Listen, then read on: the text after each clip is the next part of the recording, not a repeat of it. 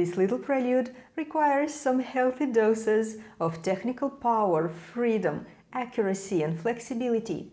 And for this reason, I recommend to start your practice with a good warm-up. As a warm-up, you can practice your scales, you can practice a study. And by the way, it's always a good idea to choose a scale in the same tonality as the piece you are going to learn. So if here we have C major, we can definitely practice your C major scales according to our scale and arpeggio course and play those variations that are covered in the level you're currently at. And after at least 10 to 15 minutes of warm-up, you are ready to start working on our piece. This is the practice method we will be using for the prelude. We will take one phrase at a time, practice hands separately first, then connect both hands together, making sure that besides all the usual tasks, we can also hear and understand and bring out all the polyphonic elements we have here. And one more thing before we start playing. Now I will give you a mega task that you have to keep in mind during all practice stages. Keep your hearing really engaged. Pre-hearing is the key secret in playing polyphonic music. Therefore, your mind and your inner hearing have to always be one step ahead of your fingers. So, follow along, pause this video as often as needed, and let's do this together. The first phrase has 3 bars, and here we have a solo of the upper voice. This is our main theme. First, let's see what we have in the left hand. This C octave will be held down for the duration of the entire phrase. 2 main things here. Aim for a deep and resonant sound quality and of course use the proper technique for creating this sound.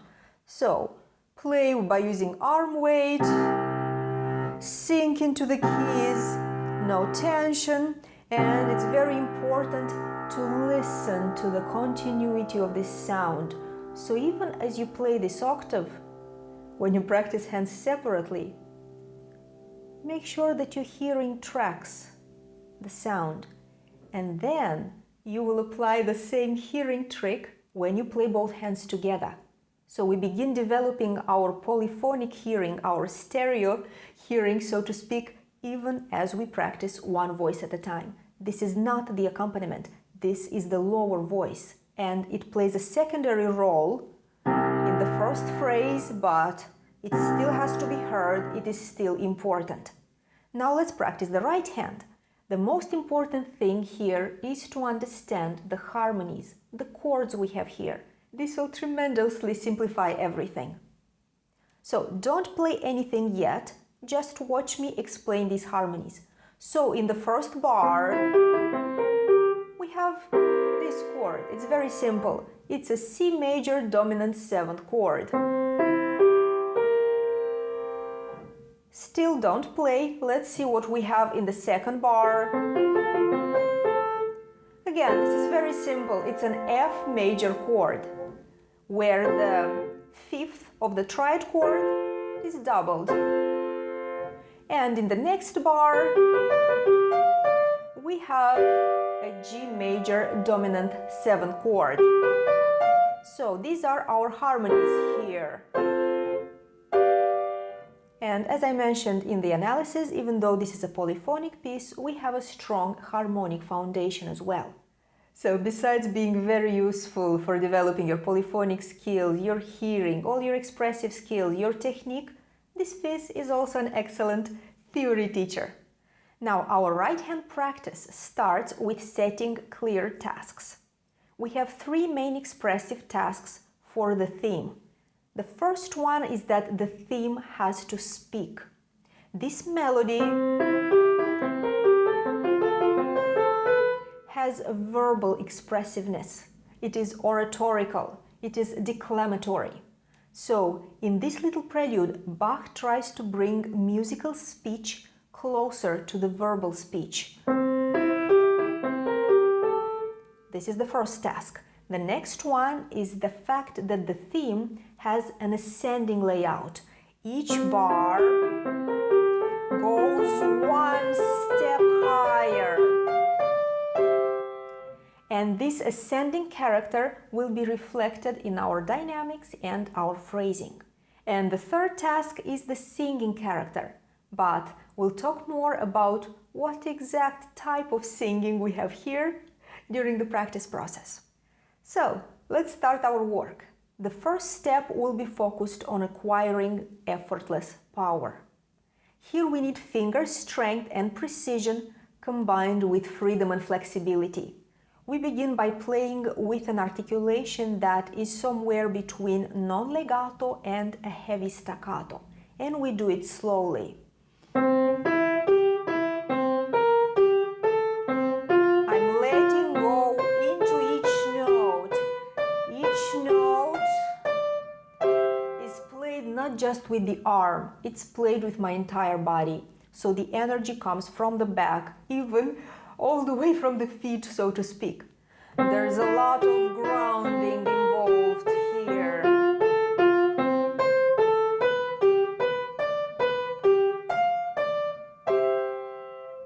Of course, as we do this, we also learn the text, assimilate the layout, and each finger memorizes its position. So it goes without saying that you have to play with correct fingering.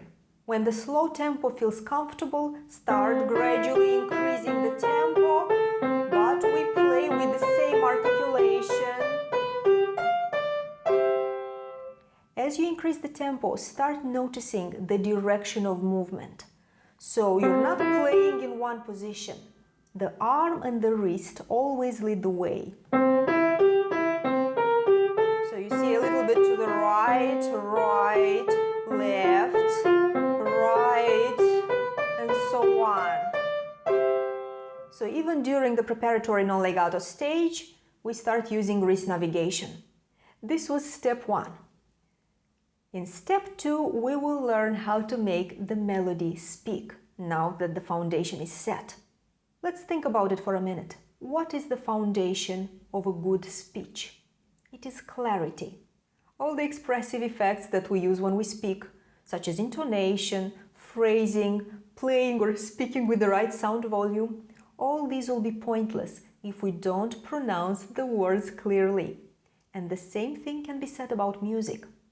We need to learn how to pronounce each note clearly. And for this, we need good finger articulation. In the Russian piano school, we call this speaking fingers. What we have to do next is play with a slow, well-articulated legato, like this.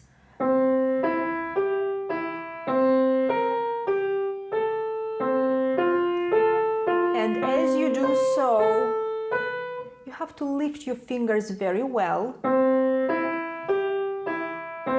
but still the power comes from the back and the arm, not from the separate movement of your fingers. So please avoid this very common mistake. Always take a breath before playing the first note, and please notice that even though my fingers are working right now, the arm still leads the way. I use wrist navigation, and my hand also participates in this process. How?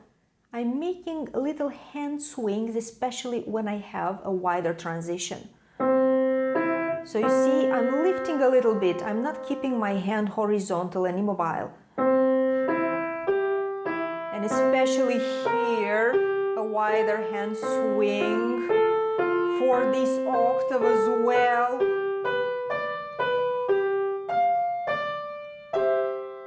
Like this. Don't tense up, feel the freedom in every note. By the way, here you can also use the magnifying glass practice method for one bar at a time, if anything feels uncomfortable, and always connect it with the first note of the next bar. So play this a couple of times, then play the second bar,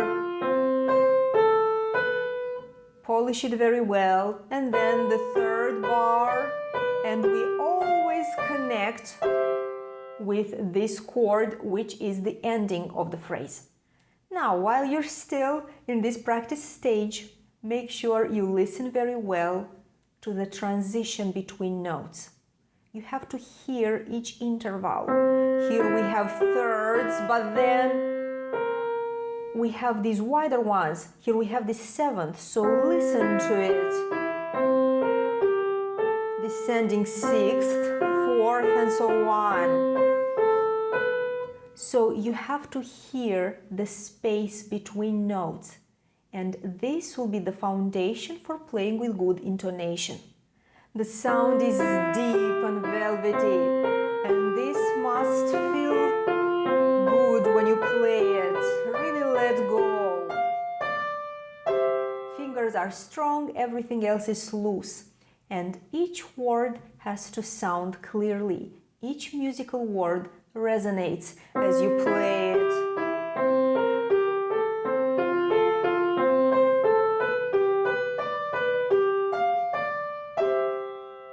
Please notice that while I do play with the choric rhythm, I'm not using a metronome approach. So I'm not playing absolutely, mathematically, with perfectly correct timing. The reasons will be disclosed a bit later. So do play with the correct rhythm, but a little bit of flexibility is okay. The third step of our right hand practice is connecting these clear words into a meaningful phrase. You need to keep the good articulation and the arm flexibility, but now our focus will become more horizontal. The transition between notes has to become even smoother. So we use the intoning technique a bit more. And also ask yourself, where is this melody going? Can you see the destination? It is right here on this chord, so we have to move towards it as we play. Our sound becomes more singing, but not lyrical.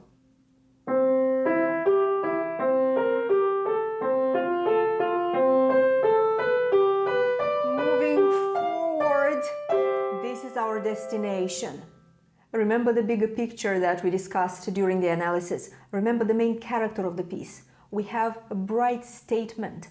This music is brave and powerful. So the singing element is not a romantic one. One more time, and please notice that as part of the intoning technique, I'm also using a little bit of overlapping between notes, so that this connection is very good. But this does not affect that clarity that we have already created. So horizontal focus, I move forward. And at this stage, you don't have to play in the same tempo that I just demonstrated. A slower tempo is perfectly fine as well. Always listen to your sensations. Always make sure that quality, not speed, is your main priority. The fourth step is adding dynamics. Here we have an ascending phrase shape, and we already played with phrasing in step 3, and now we have to focus more on making this crescendo from mezzo forte to forte.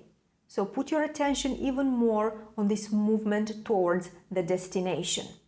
The first note is already quite bright, but there has to be room for growth. So hold your horses and don't give everything you have as you start playing the first notes. This is like driving a car.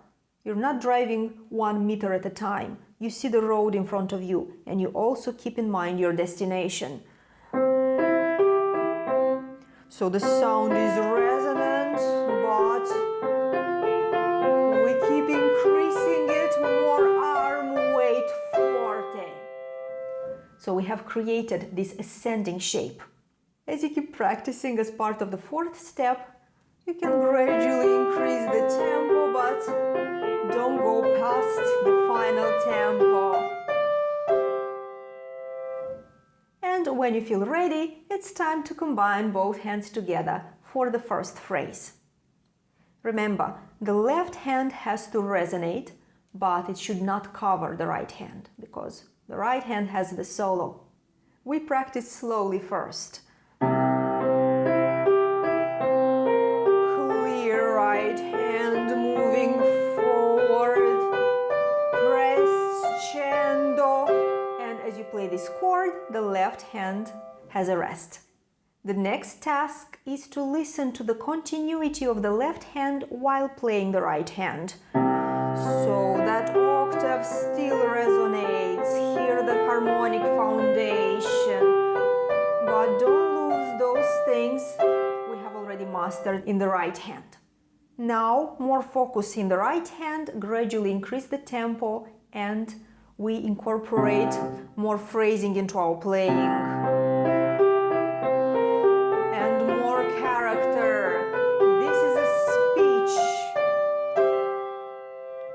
Imagine that you're speaking in front of a huge crowd and that you have a very inspirational message to deliver. Imagine that you're speaking about unity, that you're speaking about fairness, about liberty, or some other things that mean a lot to you, and that you're trying to deliver this noble message to your audience. This is how you have to play this prelude. Take your time with this phrase, and when everything feels good, we're ready to move on.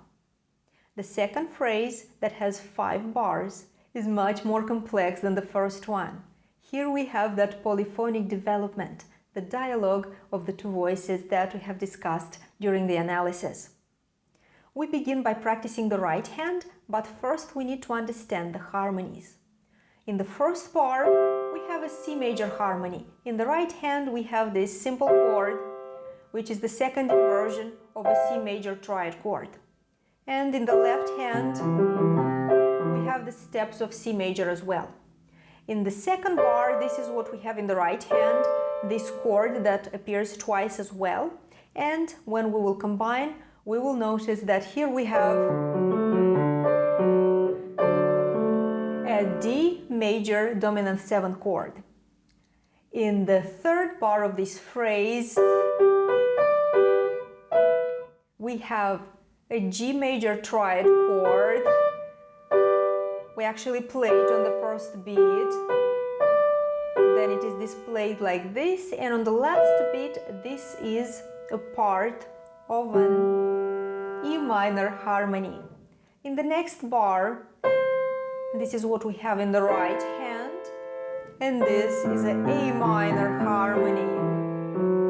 Now, notice that this chord is connected with a tie with the first 8th note from the next bar. And then in bar number 8, we have the notes, again, of a D major dominant 7 chord. Now it's time to practice, but we don't simply take it one bar at a time as written in the score. First, we will focus on those spots where we have the theme in the right hand, bars 7 and 9. So in bar 7, first we have this chord, and then the following happens.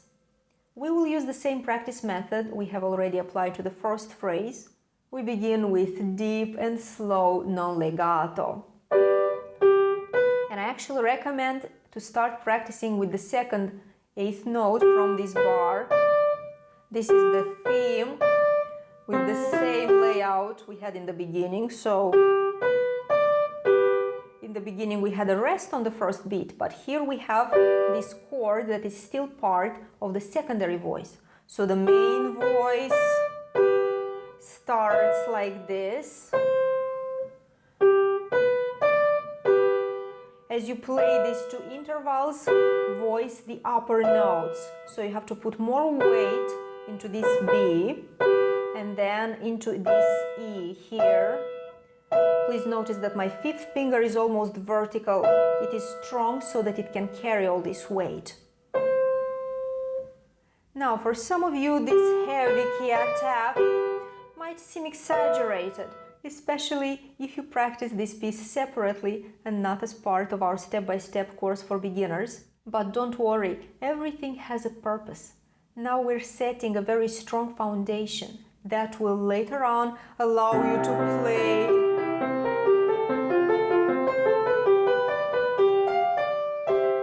with a lot of technical freedom, accuracy, and control. And this type of comfort is very difficult, almost impossible to achieve if you simply practice like this. So you have to have this reserve of power. You have to have this foundation that you can always tap into.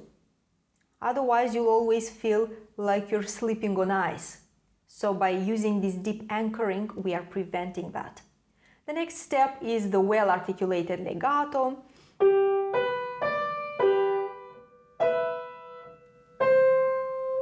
Then we move to a more horizontal legato. And at this stage, I also recommend to imagine that the theme, when it appears in the right hand, is played by the violin. However, usually, when I tell you guys to imagine the violin, it's because the sound needs to be singing, lyrical, very romantic. But in this case, don't forget, the sound is powerful and clear. But we still hear those connections between notes. We do the same process with bar 8. Now I'm going to just demonstrate the last step. Next, we need to notice where the right hand becomes the secondary voice. In other words, we have to practice these chords. And don't forget that this first chord is also the last element of the first phrase, so it has to be played quite deeply, but then this quarter note is just a bit softer. Still, don't play too softly at this stage because, you know, foundation setting. This is quite easy. You can also count here if you want. So we had secondary voice until here. This chord from bar 7, from the last beat of bar 7, is a secondary voice as well. By the way, for chord playing, we use the same technique that we learned in our scale course. Whole arm key attack, flexible wrist, flexible yet strong hand dome, strong pillars of fingers. The next step is connecting everything with the final articulation. You can take it one motive at a time. For example, these two bars. Practice until here.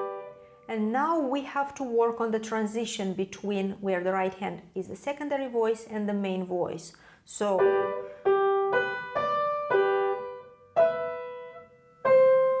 one more time.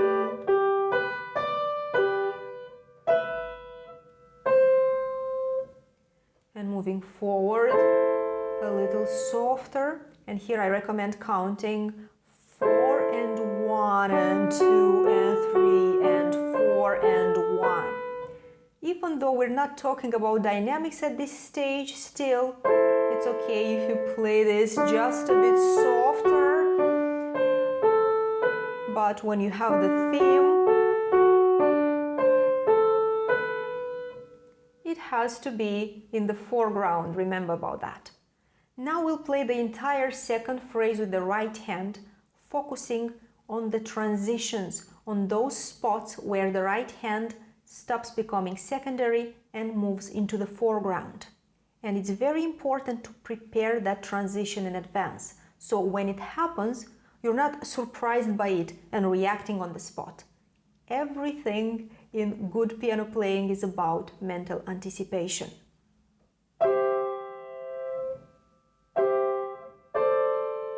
Prepare, and the theme. Secondary voice, prepare the theme. The next thing you need to focus on after you have mastered this, and don't forget that you can pause the video as often as you need and do your own practice, and then we can move on together. So the next thing you have to do is to focus on playing the transitions as effortlessly as possible, so there should be no hesitation and no clumsiness. And for that, by the way, never forget that the magnifying glass is there for you when you need it. So you can just play like this. You see, this spot, secondary and the theme. Similarly here, just practice this and then integrate.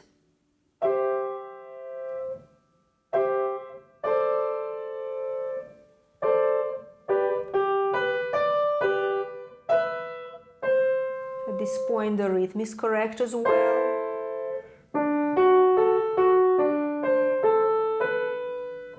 And the last step for the right hand is playing with phrasing and dynamics. Here we have a descending phrase shape. We start forte, then we make diminuendo passing through mezzo forte, so more diminuendo and piano. And we also try to remember about character. Very deeply, a little bit softer in the background. So while there will be a general diminuendo when we combine both hands together, so the music itself, the final effect, will gradually go down.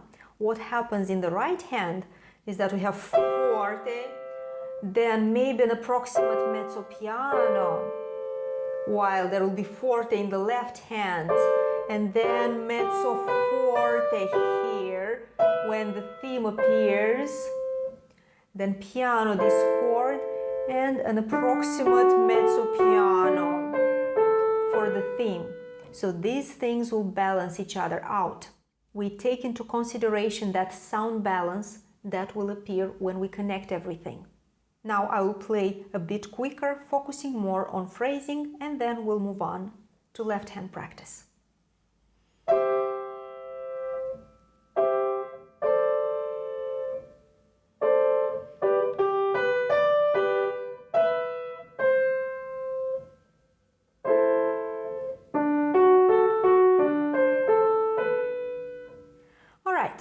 If we talk about the left hand, this phrase is much more serious for the lower voice than the first phrase where we just had this octave. The first step is again to notice where the theme is, and we see that almost the entire left hand here has the theme with the exception of a few notes. Let's zoom out a bit for a second and don't miss the fact that the layouts of the two voices are balanced. When the upper voice is in the foreground, for example in bar 7, we have less activity in the lower voice, and vice versa. When the left hand speaks, the right hand is less active. This is an important polyphonic compositional principle, and you will notice it a lot in many future pieces that we will practice. So don't play yet, let's see what the theme does in the left hand in the second phrase.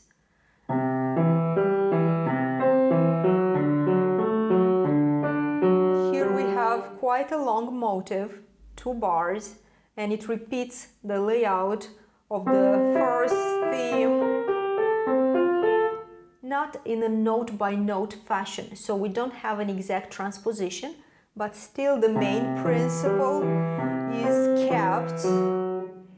And what's also interesting is that in the beginning we had C major, 7th chord, F major. Here we have a bolder chord transition from C major directly to D major.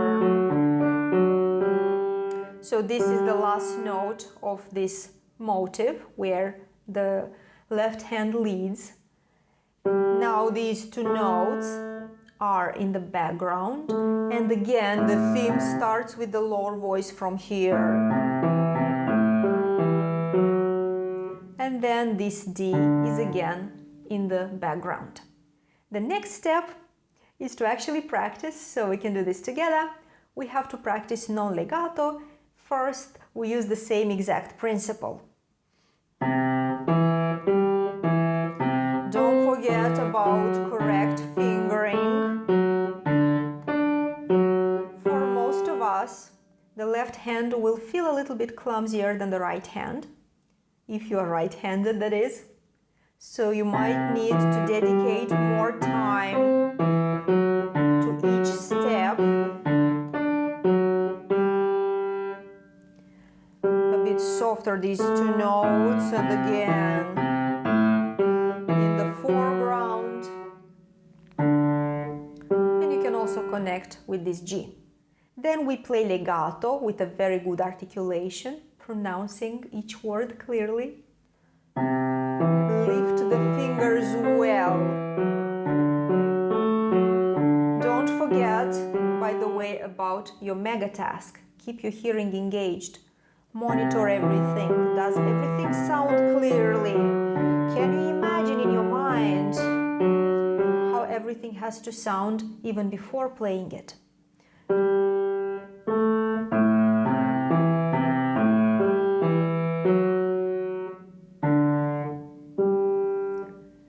Now we still play with a heavy legato, but we switch our focus to sound quality and sound continuity. More horizontal connection between notes, and this theme has to sing, or you can imagine that this is played by the cello. So we use the intoning technique, wrist navigation, all the tricks. And please notice how I make sure that the theme speaks from the first note here, so already this A is deep and resonant. Next we add phrasing and dynamics. This is one phrase, and even though we do have little destinations and punctuation, so to speak, for each motive, still don't lose sight of the bigger picture. The phrase starts here and it will go on until the first beat of bar 9. So hear the music even in these rests. And now we are ready to practice this phrase, both hands together. And this is where things get really interesting because of this rich polyphonic texture. In playing polyphonic music, each voice has to be well individualized. And this is difficult for the brain, not so much for the fingers. If you can visualize and hear this stereo effect, the two separate voices doing their own thing at the same time, you will do this much easier. And by the way, mental practice will help you a lot in this process, so don't miss my tutorial on this topic. We will practice one motive at a time using plenty of magnifying glass. First, we focus on bars 4 and 5, connecting it with the first beat of bar 6. We play very slowly with a focus on sound balance. The left hand leads, it has to be played deeper. Listen to that cello.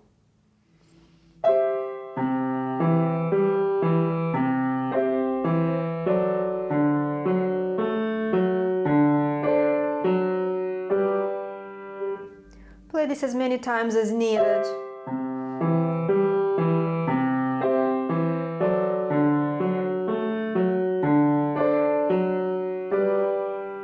The right hand is obviously softer, and also after a couple of more repetitions you can start focusing on forward movement and listen. Where is this melody headed?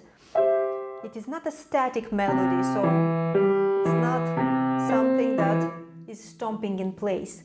No, it is a flow that moves forward.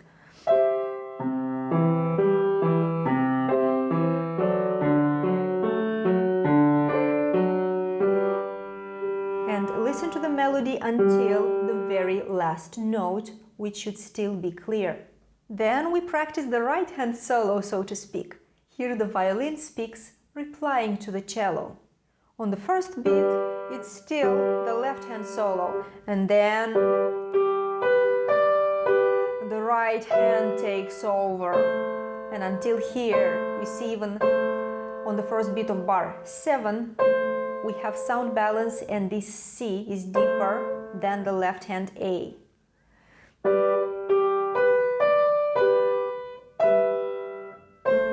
Assimilate the sensations that are needed to create these effects as you practice. Then we practice bar 7, the left hand reply. Again, the first note belongs to the previous phrase, and we always do this overlapping to make sure that everything is well put together, so to speak.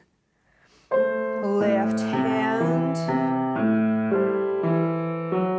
Hear it until the last note, and also monitor your sensations. How does it feel when the left hand is in the foreground?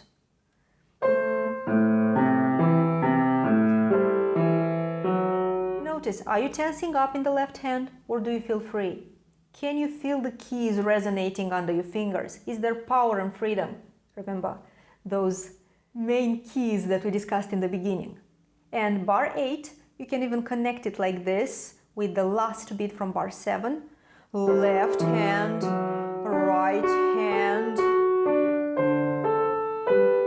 until here. So we have already practiced bars 4 and 5 together, and now we have to connect bars 6 to 8. If in bars 4 to 5 the left hand played a bigger solo, here we have these flashes of replies between the violin and the cello. We'll play very slowly and really focus and prepare in advance for what's about to come. Focus is the secret here. The violin speaks, the cello replies, the violin replies, like this. Play this several times, and before we connect the entire phrase, a few more professional secrets about playing polyphonic music. When we play 2 or more simultaneous voices in a polyphonic piece, don't simply imagine them having different sound intensities. For example, the left hand is louder and the right hand is softer if the theme is in the left hand.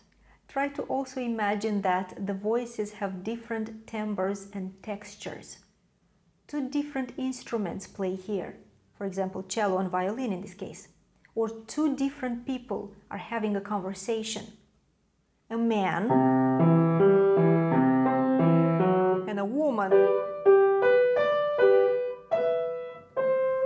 So it's not just about how loud or soft they speak. The timbre of their voice is completely different. At this point you might say, this sounds great in theory, but it gets confusing when I try to apply it to my practice. How on earth do I do this timbre differentiation on the piano? Well, don't worry. The important thing is to keep imagining this, to keep setting a clear intention, and also follow my technical tips about creating different sound colors. And in time, these 2 aspects, the pre-hearing and the technical execution, will merge into one. And now we're ready to connect 5 bars.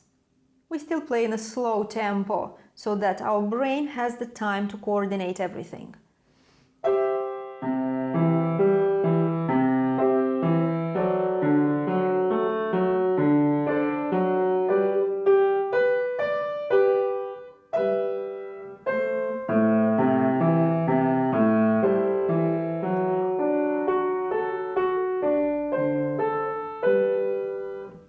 Spend as much time as needed here, and your main focus will be on the dialogue between voices and the different sound intensities and sound colors. The next step is to add phrasing and dynamics. So remember, the descending phrase shape, gradual diminuendo as we approach the end.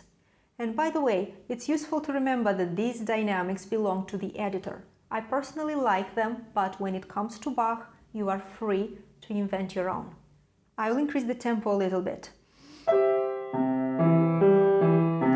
Moving forward, left hand solo, right hand, but already not as deep, left hand, piano. But piano is the general sound intensity of the bar, and it is made up of a right hand mezzo piano and a left hand pianissimo in this particular case.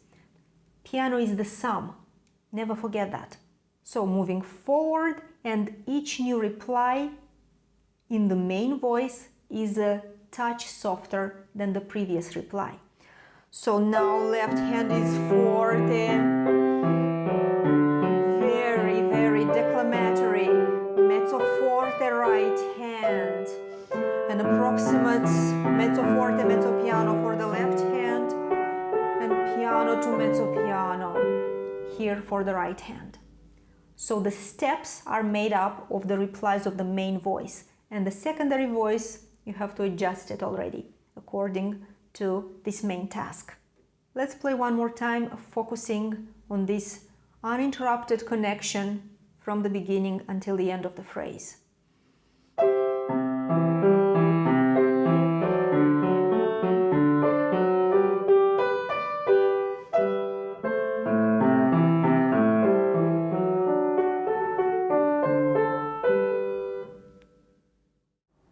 continuation of this lesson, where I show you how to practice bars 9 to 16 in a similar step-by-step manner, can be found in the members area of pianocareeracademy.com. The complete lesson has 4 parts. Part 1 is my demonstration of the Prelude in C major, which was also included in this video. Then in Part 2, we make a detailed analysis of this piece, taking a close look at every element of the musical text and also talking about important things such as the artistic concept of the piece, its form and dramaturgy, the way the phrases and the motives are constructed, the artistic reasons behind the dynamics or articulation chosen by the editor, and many other things that will make your practice clearer and more targeted.